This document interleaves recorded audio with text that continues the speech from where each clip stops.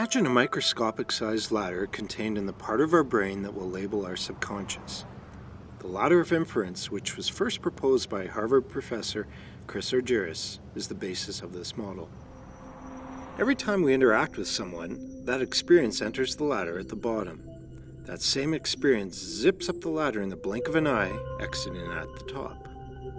This process happens thousands of times a day without us knowing it.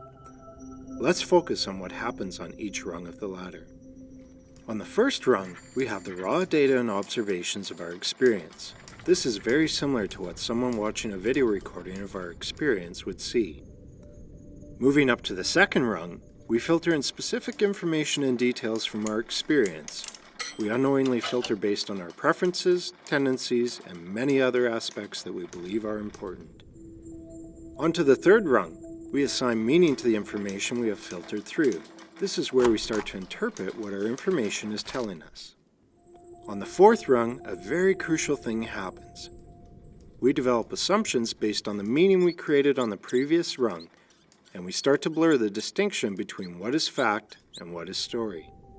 On the fifth rung, we develop conclusions based on our assumptions. This is also where our emotional reactions are created. On the sixth rung, we adjust our beliefs about the world around us, including the person or people involved in our experience of the moment. On the seventh and final rung, we take action based on our adjusted beliefs. Still with me? Great! Let's take a real-life example and run it up the ladder to see how this all works. Have you ever been cut off in a parking lot, signal light on, as you steer toward your coveted spot only to slam on your brakes at the last minute as someone pulls in front of you and steals your spot away? Imagine that experience and notice all of the data and observations landing on the first rung of your ladder. Now let's watch what we pay attention to on the second rung. Who cares that it's sunny out and the birds are chirping? The 50% off sign outside of your favorite store is meaningless.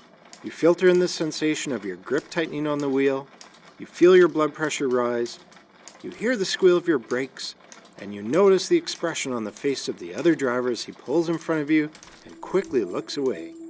Time for our third rung. Ever since you were young, your parents taught you the importance of waiting in line and taking your turn.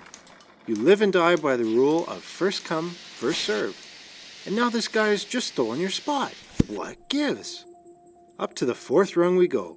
Watch closely as our assumptions take over and our story creates itself. That stupid jerk. Didn't his parents teach him anything? How could he not see my signal light? He must never pay attention. Why does he think he's more important than anyone else? Jumping quickly to the fifth rung, we conclude that this guy is heartless, inconsiderate, he needs to be taught a lesson and put in his place. We feel angry, frustrated, vindictive, justified.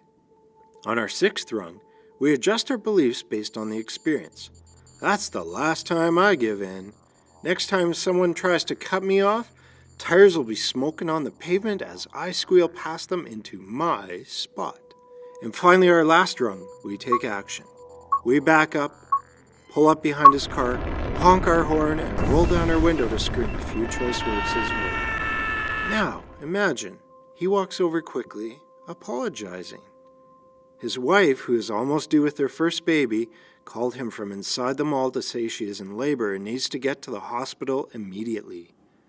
We are momentarily shocked, apologize profusely, and wish him luck as he rushes toward the entrance. What just happened here? What changed? Why is this so significant? In our parking lot example, our beliefs were short-circuited by the ladder of the other individual. My wife is in labor. I need to get there quick. There's a parking spot. Phew! Oh, geez, I cut someone off. I better apologize quickly so they don't think I'm a jerk. But what if we were able to short-circuit our ladders ourselves? Proactively, by choice. Guess what? We can. Let's return to our unique human function of free will. Next time you notice yourself reacting to your experience, pay focused attention to your ladder. Ask yourself what beliefs are at play, and where did they come from?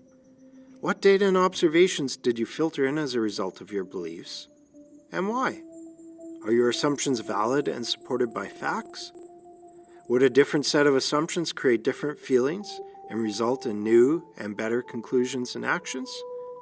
We all have our own unique ladder. Be mindful of yours and help others to see theirs.